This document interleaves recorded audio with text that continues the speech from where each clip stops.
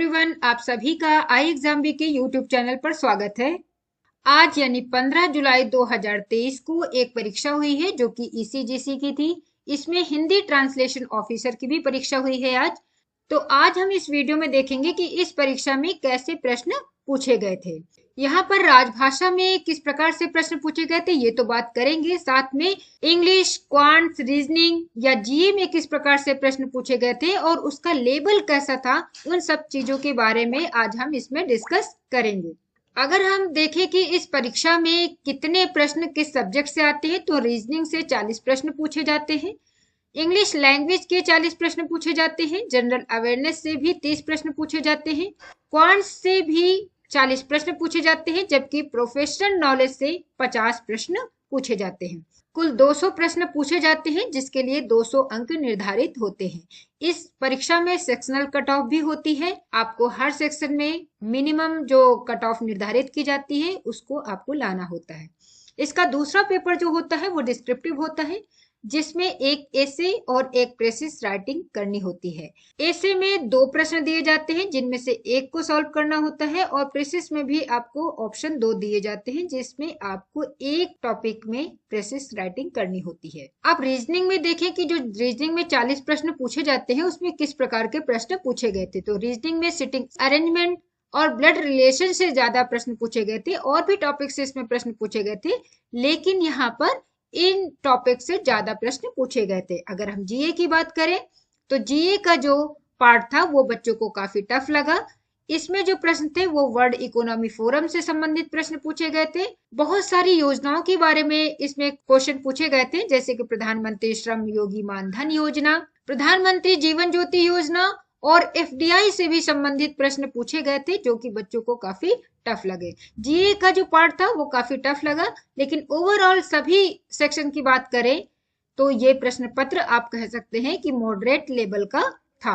अब इंग्लिश में बात करें कि इंग्लिश में किस प्रकार से प्रश्न पूछे गए थे, तो यहाँ पर पैसेज था। पैसेज जो था वो द टीचर्स ट्रेनिंग के बारे में था। उससे संबंधित जो प्रश्न दिए गए थे उसका उत्तर आपको देना था। ग्रामेटिकल एरर से भी प्रश्न पूछे गए थे। इडियम्स और फ्रेजेस से भी प्रश्न पूछे गए थे। अगर हम मैथ्स की बात करें तो मैथ्स में सिंप्लीफिकेशन, सिंपल अरिथमेटिक और डीआई से क्वेश्चन थे। ये सभी जो विषय हैं इनमें जो आपको टॉपिक बताए जा रहे हैं उनसे ज्यादा प्रश्न पूछे गए थे, लेकिन और भी प्रश्न इसमें दूसरे जो टॉपिक थे उनसे भी प्रश्न पूछे गए थे। अब बात करें कि प्रोफेशनल नॉलेज जिसमें 50 प्रश्न पूछे जाते हैं, उनमें जो प्रश्न थे वो किस विषय से ज्यादा संबंधित थे, तो इन प्रश्नों में राजभाषा अधिनियम 1963 से प्रश्न पूछे गए।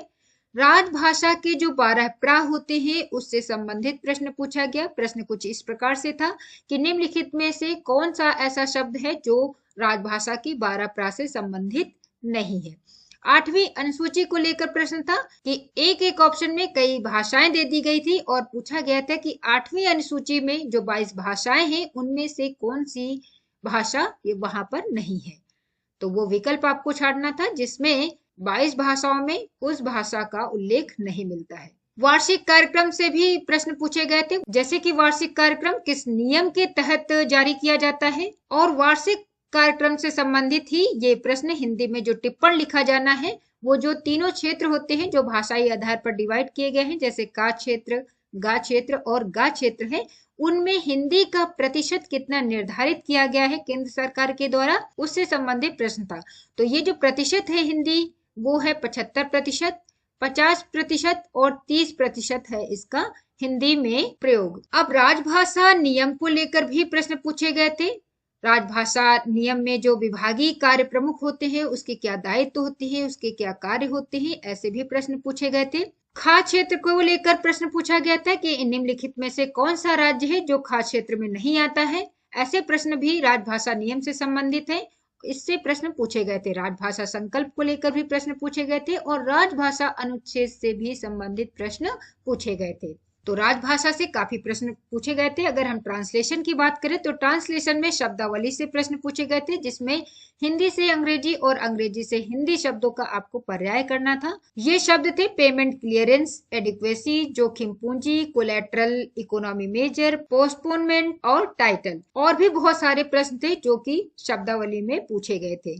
वाक्य अनुवाद के काफी प्रश्न पूछे गए थे, लगभग 10 से 15 वाक्य पूछे गए थे जिनका ट्रांसलेशन करना था। तो कुल मिला के जो 50 प्रश्न थे उसमें राजभाषा से संबंधित शब्दावली और वाक्य अनुवाद के प्रश्न पूछे गए थे। ये सभी जो प्रश्न हैं, जिन विद्यार्थियों ने आज इसकी परीक्षा दिया है उनसे बातचीत करने पर हमें ये पता चला है।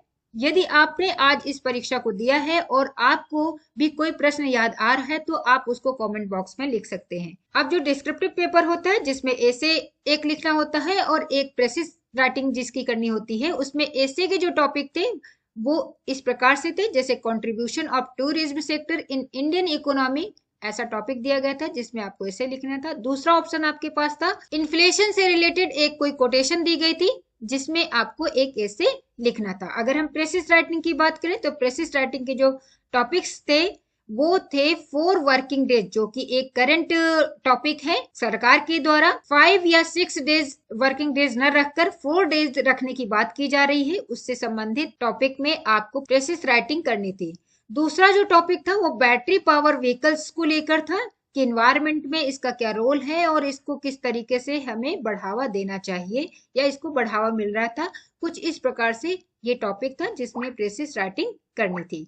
तो ये डिस्क्रिप्टिव पेपर के टॉपिक है। तो आप इन प्रश्नों को ध्यान से देखकर आप आगे आने वाली जो परीक्षाएं हैं उनके लिए भी उसी प्रकार से तैयारी कर सकते हैं कि किस तरीके से परीक्षाओं में कौन से टॉपिक पूछे जा रहे हैं। और यदि आपका आज की जो परीक्षा है आपको लगता है कि आपकी परीक्षा अच्छी नहीं हुई है तो अभी आपको निराश होने की जरूरत नहीं है, क्योंकि अभी भी आपके पास बहुत सारे आने वाले एग्जाम्स हैं, जैसे कि आरबीआई है जिसकी परीक्षा 23 जुलाई को होने वाली है। साथ में ईपीएफओ, ईएसआईसी, उनकी भी परीक्षा अगस्त में है।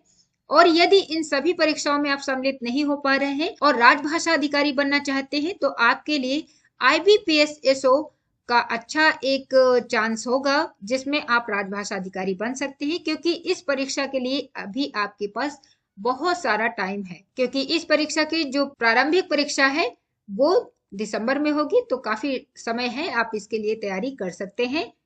अगर आपको आईबीपीएस-एसओ, राजभाषा अधिकारी या फिर अन्य परीक्षाओं से संबंधित किसी भी प्रकार की जानकारी चाहिए तो आई एग्जाम बी के इस नंबर पर कांटेक्ट कर सकते हैं। नंबर है 9205524028, या फिर हमें ईमेल लिख सकते हैं।